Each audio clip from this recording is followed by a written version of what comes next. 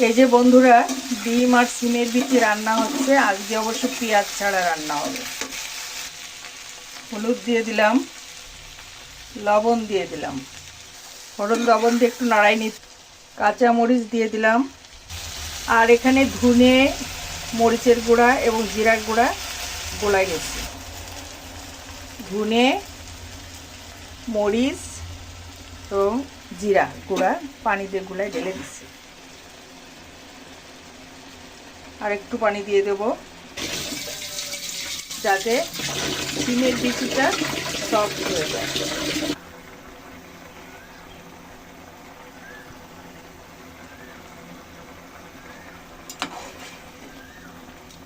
এই যে ডিম রান্না হচ্ছে।